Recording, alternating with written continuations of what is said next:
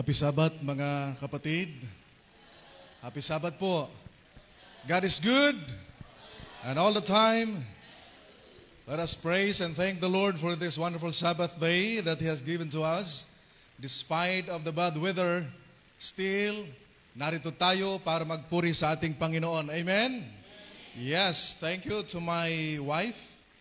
Nag-iisa at isang-isa lang.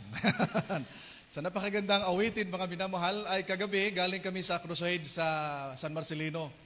Ay nakarating kami, ay umalis kami doon ay mga 9 p.m. na dahil siya po ang nag-appeal sa song at purihin ng Panginoon, mayroon silang 14 na babautismuhan mamaya. 14 precious souls mga kapatid.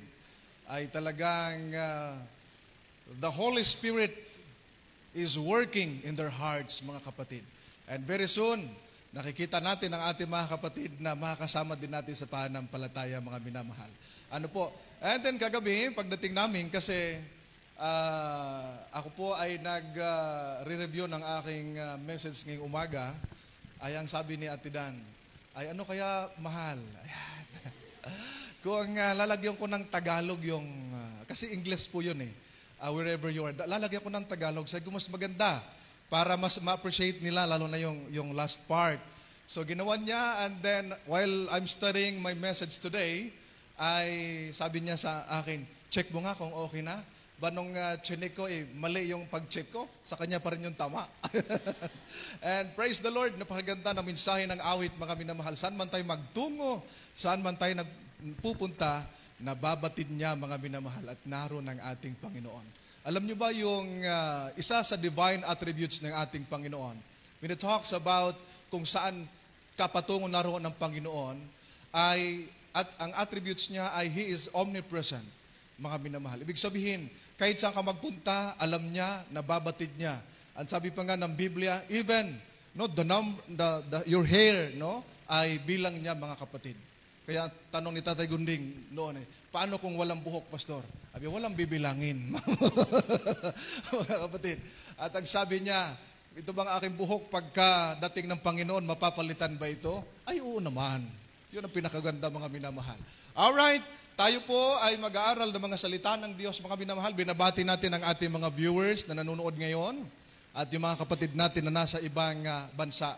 We are celebrating the 7th year na pag-establish ng church na ito mga kapatid. Nung narito kami ay tama-tama dumating kami dito, nag-start ako magpastor dito ay July, Pastor Larry.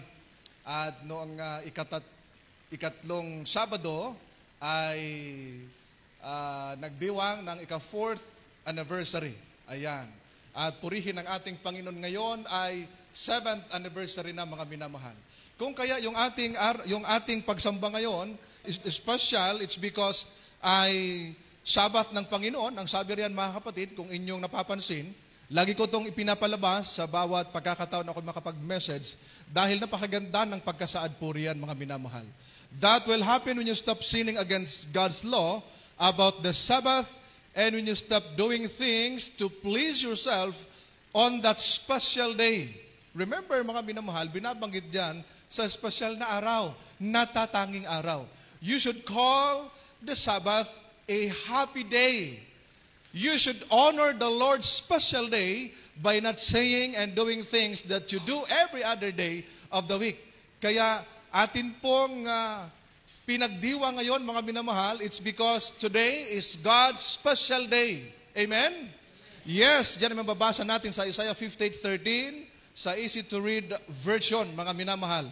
At ito'y araw ng Sabat na Sabat ng Panginoong Diyos at ito'y espesyal sa ating Panginoon. At alam nyo ba mga minamahal, ako'y natutuwa sapagkat ang celebration ngayon, bagaman hindi talagang bongga na celebration tulad ng mga past years, subalit we are celebrating this Sabbath as 7th year anniversary of this church because alam nyo ba, yung salitang 7 ay a perfect number sa Bible? Mga minamahal? Yes! Walang ibang number sa Bible na perfect, kundi only the number 7, mga kapatid. Why? Because on that day, after God created all things in this world, He rested on the 7th day. Siya po ay nagpahinga, kanyang ginawang banal, at kanyang binasbasa ng araw ng Sabbath. That's why all His followers should be on the church during the Sabbath, mga minamahal. Kaya nakita natin yung salitang 7 ay perfect and ito'y tumutukoy sa completion, mga minamahal, mga kapatid. Ano ho? At ngayong umaga, ating pag-aralan ang napakagandang paksa natin, mga kapatid ko. Ayan, a moment to remember. Have you still remember my last sermon here, mga kapatid? No?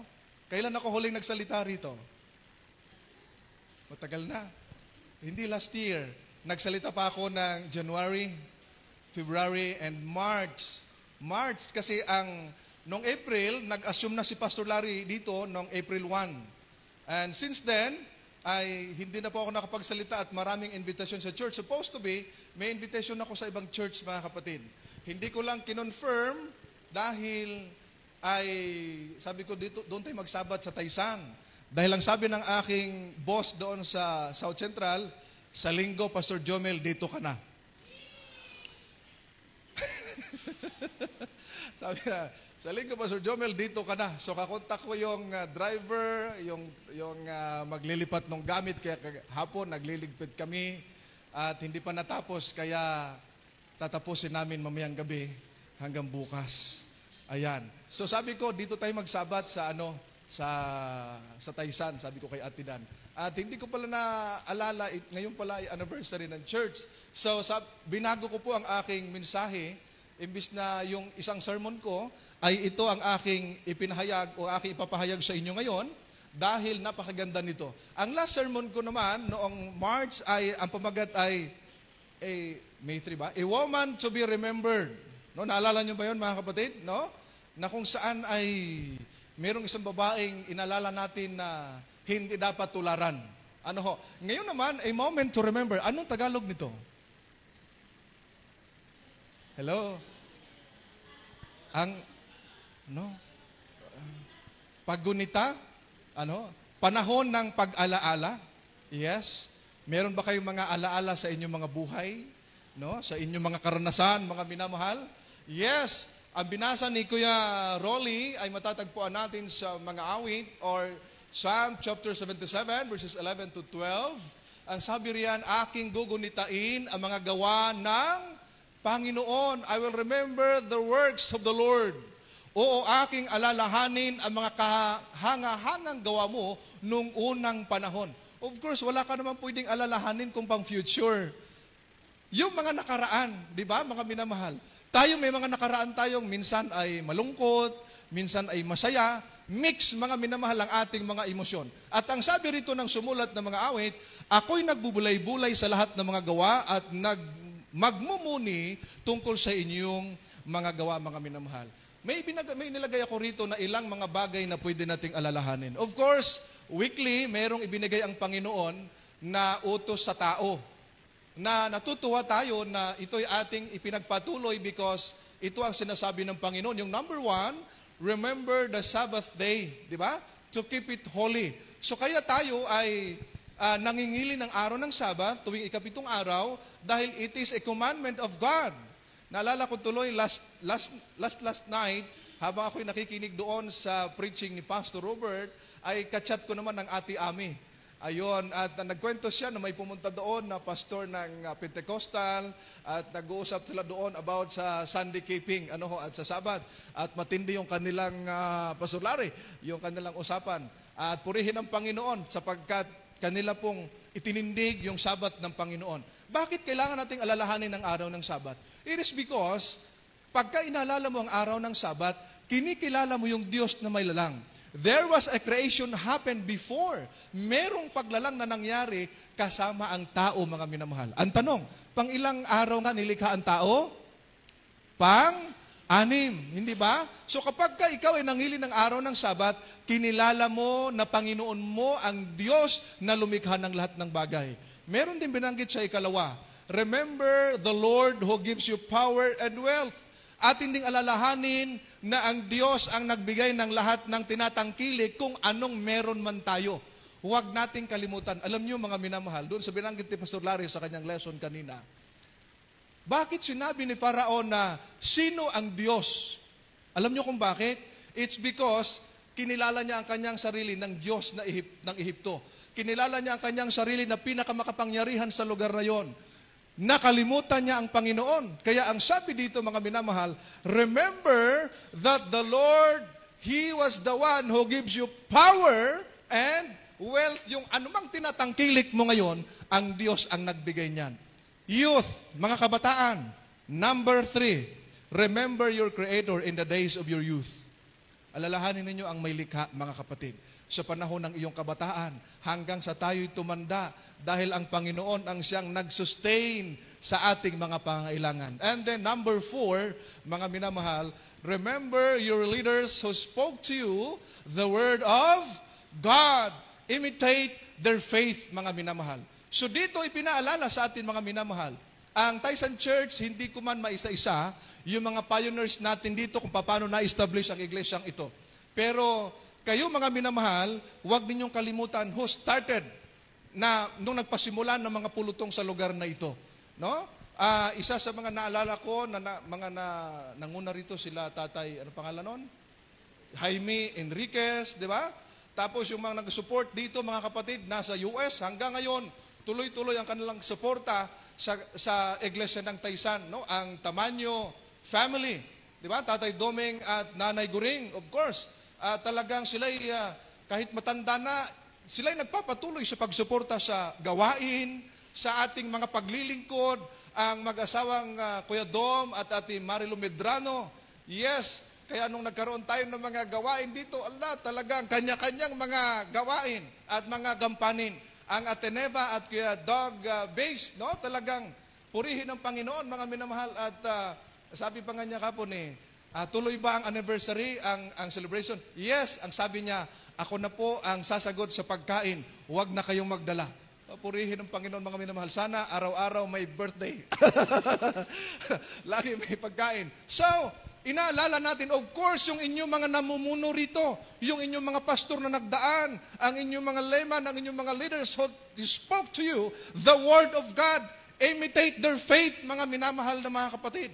Kahit na sila yung ilay patay na, yung kanilang itinuro, wag ninyong kalimutan. Dahil, mga minamahal, ito ang ipinaalala sa atin ni Apostle Pablo, mga minamahal na mga kapatid. Ano ho? Sa nagdaang buhay natin, mga minamahal, may tanong ako sa inyo, how God can meet your deepest needs? Paano tinugunan ng Panginoon ang inyong mga pangangailangan? Diba? Minsan may mga kapatid ako nakikita, nagpo-post sila sa panahon ng kawalan, God will provide. Amen. Paano tinugunan ng Diyos ang ating pangangailangan? Ang ating pagkauhaw sa salita ng Diyos, sa ating mga pangailangan physically, mga minamahal na mga kapatid. At ang tanong, nasiyahan ba kayo? Nasiyahan ba kayo doon sa pagtugon ng Panginoon sa iba't ibang kaparaanan ng ating buhay, mga minamahal? Alam nyo, ang sabi sa isang talata ng Matthew chapter 5 verse 6, Blessed are those who hunger and thirst in righteousness, for they shall be satisfied.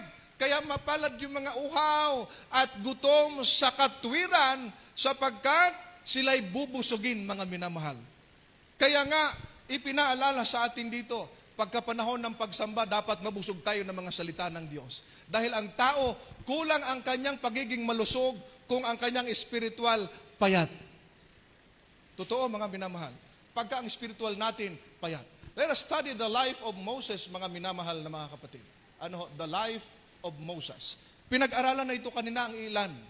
Ang ating lesson ay detalyado.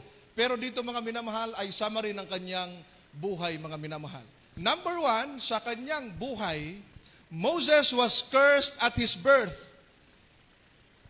Sabi dito, but God turns curses into blessings. Ang ganda, no? Dito, mga minamahal, ipinaalala sa atin. Si Moses, nung panahon ng mga anak na yung mga babae doon sa Israel habang sila naalipin sa Ehipto, nung mabalitaan ng Paraon, ang sabi niya doon sa mga, ano bang tawag doon, yung mga manghihilot, yung nagpapaanak, mga kumadrona na mga Hebrea, ang sabi ng Paraon, patayin ang lahat ng mga bata na lalaki. Alam nyo, dahil yung mga kumadrona ay takot sa Panginoong Diyos, hindi nila pinatay. At ang sabi nila, pagdating namin doon ay nanganak na. Malalakas umiri yung mga Ebreya. Mga kapatid, nanganak na. Alam nyo mga kapatid, kinalugdan sila ng Panginoon. Si Moses, mga minamahal, ay itinago sapagkat ang sabi ng Paraon, kung inyong babasahin ang Exodo, yung mga batang ipinanganak na itapon sa tubig. Matindi, ano? Yung mga lalaki, yung babae hindi. At alam nyo, nakaligtas si Moses. Why? Itinago siya ng kanyang ina for 3 months and then inilagay sa basket, inilagay doon sa tabi ng ilog, and then one day, yung anak ng Paraon, habang sila'y pupunta doon sa ilog para maligo, napansin niyang alila na may bata doon pauha-uha. At alam nyo, nakakatuwa kasi yung nanay nila ni Moises, inutusan yung kanyang ating si Miriam, bantayan mo yung kapatid mo roon. At nung makita mga minamahal, pumunta roon yung kapatid ni Moises na si Miriam, ang sabi niya doon sa anak ni Pharaoh, gusto mo bang ipagkuha kita ng tagapagbantay ng bata? Yes, at ang kinuha niya, yung nanay niya.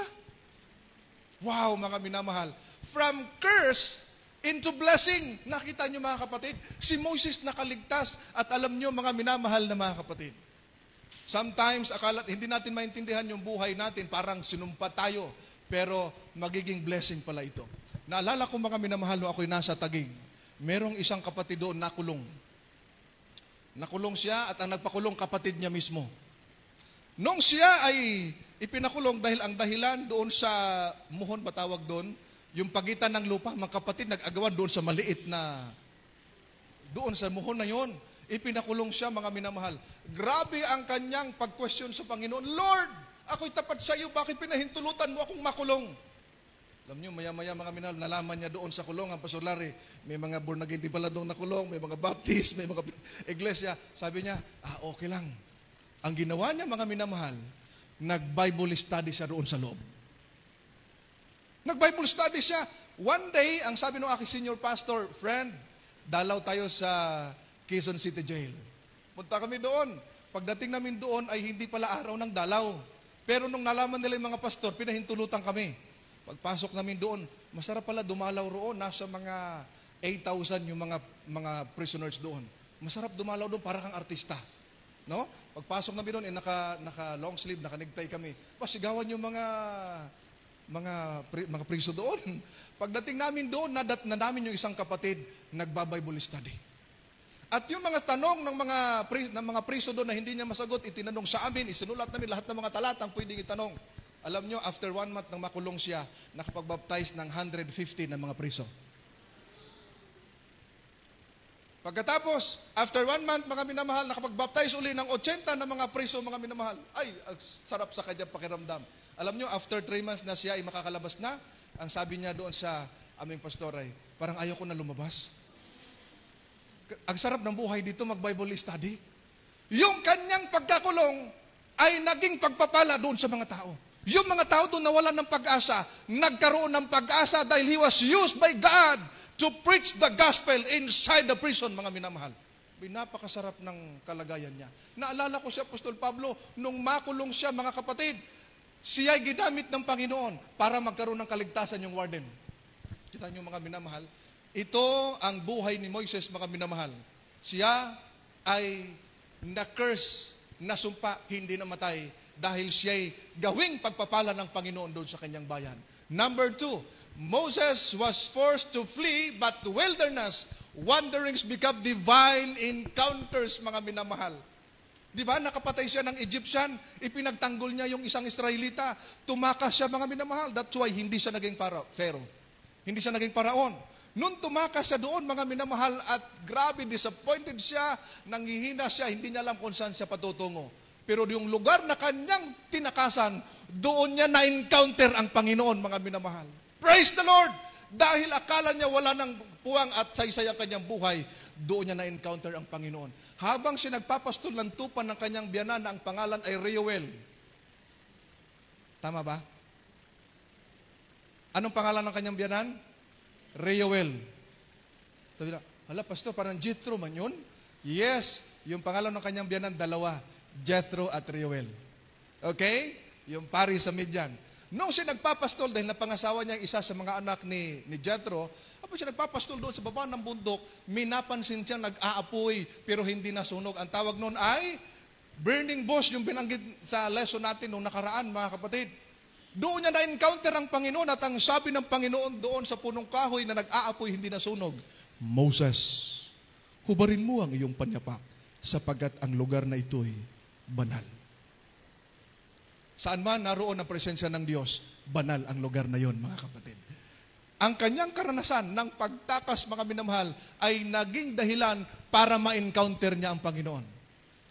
Naalala ko tuloy si Kuya Renato. Dahil, noong kami mag-service na rito, ang tawag noon, mga minamahal, ay necrological service, before ilibing yung kanyang nanay. Nung magsalita siya rito, meron siyang binanggit. Ang pagpunta at paglilingkod doon sa San Isidro ay hindi isang aksidente, kundi paraan ng Diyos para kami makasumpong ng katotohanan. Kaganda ng kanyang statement, mga kapatid. Ang Diyos ay gumagamit ng iba't ibang paraan para makilala Kanya, para makilala mo Siya, para ikaw ay makasumpong ng pag-asa at katotohanan na hindi mapariwara ang ating buhay, mga minamahal. Sister Nesty, nagtestimony siya rito, tuwan-tuwa yung aking boss doon sa South Central, ngisi na ngisi nung ikwinento ko yung kanyang karanasan. Habang pinipindot ang live morning devotional ng JIL, ang lumalabas salita ng buhay. Hindi ba paraan ng Diyos yun, mga minamahal? Yung ninanais mo na ikay matuto ng salita ng Diyos na hindi mo mapakinggan sa iba, dadalhin ka ng Panginoon doon sa katotohanan. And that's divine encounter, mga minamahal. Ganyan kabuti ang ating Panginoon. Ganyan ang karanasan ni Moses, mga minamahal na mga kapatid. Ano pa? Moses was humbled by need, but need is the material for miracles, mga minamahal. Di ba? Minsan ang tao nagiging mapagmataas kapag marami siyang tinatangkilik. Kaya ang alam nyo, sabi ni Agur sa Proverbs chapter 30 verses 7 to 9, Lord, meron akong request sa iyo. Huwag mo akong bigyan ng pahirapan. Baka ako'y magmalimos at mapahiya ang iyong pangalan. Huwag mo rin akong bigyan ng sobrang kayamanan. Baka makalimutan kita at sasabihin ko, sino ang Panginoon? Kita niyo, mga minamahal? Moses was humbled by God. He studied for 40 years in Egypt. Nung napunta siya doon sa Ehipto, sa disyerto, he was humbled by God. Naroon yung kanyang pangailangan. Pero naroon ang miracle ng Panginoon. When he started to lead the people of Israel, mga minamahal, wala siyang magawa kundi maging dependent sa Panginoon. Paano ka tatawid doon sa dagat na wala namang hagdan, walang tulay, walang bridge, mga minamahal? Kailangan natin ng miracles. At ang miracles na ito, tanging ang Diyos ang makagagawa, mga minamahal. Sometimes sa ating buhay, akala natin wala ng pag-asa, wala ng solusyon, pero ang Diyos gumagawa sa kanyang kapamaraanan, mga minamahal. Moses was disciplined at death. Si Moses namatay. Di ba? Chapter 34 ng Deuteronomy. Siya lang yung taong namatay na hindi lumabo ang mata. Ako buhay pa, naka-sunglass na, naka-eyeglass na. Kasi pag tinanggal ko ito, di ko makita ang inyong mga pagmumukha. Mga minamahal. Siya po'y hindi lumabo ang mata, hindi nawala ang lakas. Di ba pagka may edad na, si Moses namatay ilang taon? 120. Di ba? 120. Hindi nawala yung lakas niya. Mga kapatid, ang sabi nito, he was disciplined at death, but when our dreams die, gods are born, mga minamahal na mga kapatid. Alam niyo what happened to Moses? Namatay siya, mga minamahal, after few days sa kanyang pagkamatay, siya kinuha ng Panginoon. Dinala sa langit. He was resurrected. Hindi siya nakarating sa lupang pangako, mga minamahal na mga kapatid. Kaya nga, nung siya'y binuhay ng Panginoon, alam nyo, at yung karanasan na nagtagumpay sila, mga kapatid, na nakarating sa lupang pangako ang kanyang bayan. Ang sabi ni Moses, therefore know that the Lord your God, He is God, the faithful God who keeps covenant and mercy for 1,000 generations with those who love Him and keep His commandments. Ipinaalala sa atin, mga minamahal, inintroduce si Moses na ang Diyos na ating Panginoon. Siya ang ating Diyos at tapat sa lahat ng bagay at nagpapakita ng habag at awa doon sa mga taong nagmamahal sa Kanya at sumusunod sa Kanya mga utos. May napakasarap mga minamahal. Ipinaalala sa atin kung gaano kadakila ang Diyos, kung gaano katapat. Kaya ngayong kanta na, ang Panginoon ay tapat kailanpaman. How Jesus satisfy your heart's most fervent longings. Paano tinugunan ng Panginoon, mga minamahal na mga kapatid? Merong 4 na paraan nang makita natin kung paano tayo tinugunan ng Panginoon sa ating pangangailangan, mga giliw kong mga kapatid. Number 1, God both shows us and tells us what we matter to Him, that we are special and important. Ang ganda, no? Ipinakita at ipinaurawa sa atin ng Diyos na tayo'y mahalaga, na tayo ay natatangi sa Kanya, mga minamahal. Kung sa inyo'y walang nagpapahalaga, kung sa iyo walang nagmamahal, remember, mahal ka ng Diyos. And He values you, mga minamahal na mga kapatid. Naalala ko tuloy yung kanta na, ang akala ko'y walang nagmamahal, kapag nalulungkot, walang dumaramay. Ipinaalala sa atin, ipinahayag at ipinadaman ng Diyos na tayo espesyal sa Kanya, na tayo mahalaga. Kaya nga ang tanong, mga minamahal, sabi ng Psalm chapter 8 verse 4, and I wonder, why are people so important to you? Ako'y nagtataka, bakit tayo mahalaga sa Panginoon? Bakit tayo pinahalagahan ng Diyos? Why do you even think about them? Lagi tayo iniisip ng Panginoon, yung ating kapakanan, yung ating ikabubuti. Kaya ang sabi rito, why do you care so much about humans? Bakit siya nagmamalasakit sa atin, mga minamahal? Why do you even notice about them? Kita ninyo, grabe ang Panginoon. You can never imagine kung gaano tayo pinahalagahan ng Diyos, mga minamahal. Sometimes, hindi natin ito napapansin dahil we are selfish. Iniisip lang natin ang ating mga sarili. Pero doon pala, at Diyos nagpapahalaga sa atin. You are important because you are created in His image. Bakit mahalaga ka? Nilikha ka ng Diyos ayon sa Kanyang wangis.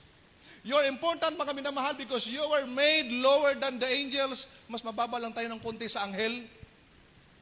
Ikaw ay mahalaga sa Panginoon because mahal na mahal ka niya, and ikaw mismo tinubos ng Panginoon.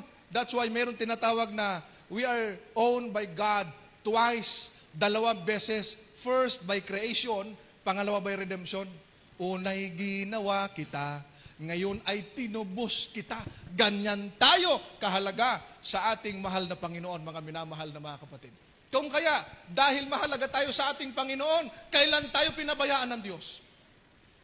Hindi tayo pinabayaan ng Diyos, mga minamahal. Hebrews 3:13 verse 5, ang sabi ng Panginoon, hindi ko kayo iiwan, ni pababayaan man. Kaya sabi ni Apostol Pablo, ang Diyos ko laging tumutugon sa inyong pangangailangan ayon sa kayamanan ng ating Panginoong Hesukristo.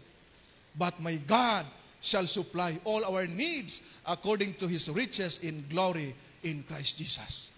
Kaya napapansin ninyo, pag sa panahon ng kawalan, may blessing. Dahil ang Diyos, mga minamahal, nagkaloob ng pangangailangan natin. Amen? Yes, because we are matter to Him, mga minamahal. Number 2, God not only created us, He has planned for our life, mga minamahal. Hindi lamang tayo nilikha at pinabayaan ng Diyos. May plano ang Diyos sa atin. And He is always planning the very best for us. Ang ganda, no? Yung plano ng Diyos, mga minamahal, higit pa sa ganda ng plano natin. Yes, may mga plano tayo sa buhay. Ang gaganda ng mga plano natin, yung mga magulang, pag tinanong mo, sasabihin nila, ay, ang plano ko sa anak kong ito, ay gusto ko ito'y maging doctor. Di ba? Para makatulong sa kapwa. Di ba? Ang ganda, no? Yung isa naman, gusto ko maging pulis para makatulong sa kapwa. Abi yung isa tinanong, anong gusto mo? Gusto ko nalang maging kapwa para hayahay. Mga kapatid, napakaganda ng plano ng Diyos sa atin. Kung gaano man kaganda ang plano natin, mas maganda ang plano ng Diyos para sa atin. Yan ang gusto ng Panginoon. Tandaan ninyo ang verse na ito. Jeremiah 29:11. Ito'y napaka-common na verse, pero napakaganda. Ano sabi ng Panginoon? For I know the plans I have for you, declares the Lord. They are plans for peace and not disaster.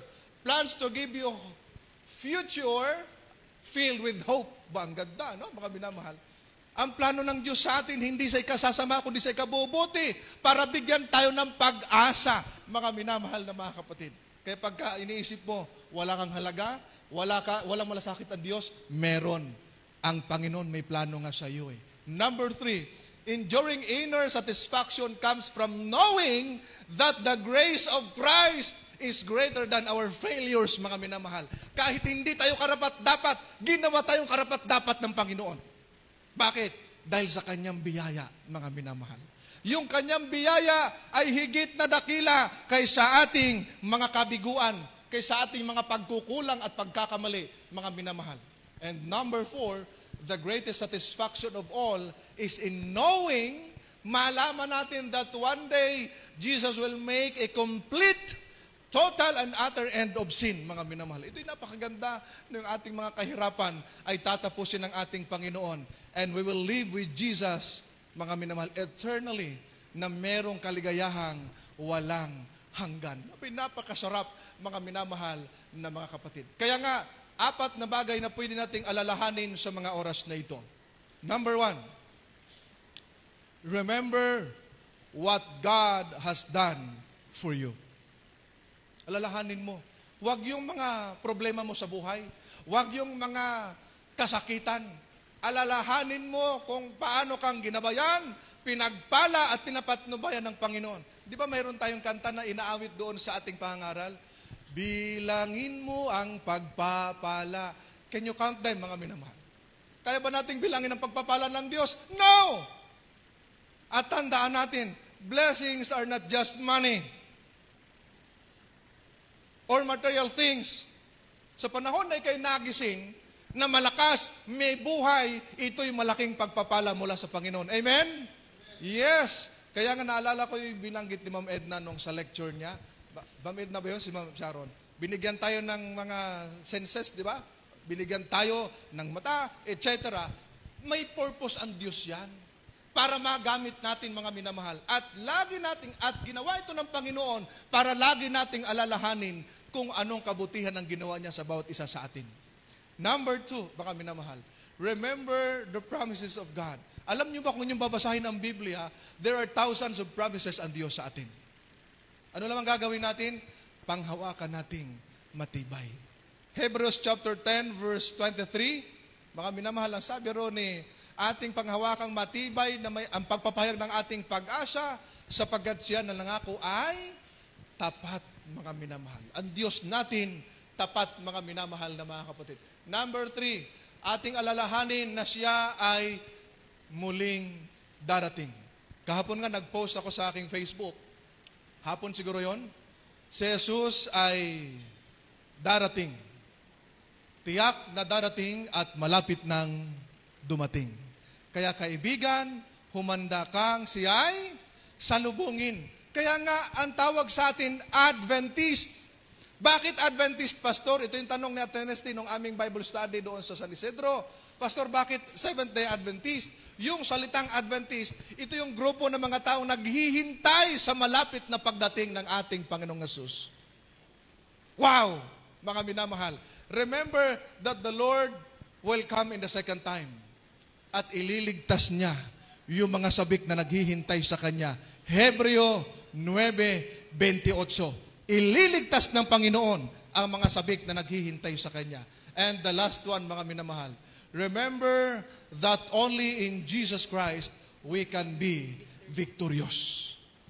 Sa dami ng mga pagsubok natin sa buhay, hindi natin kayang malagpasan ito without the help of Jesus.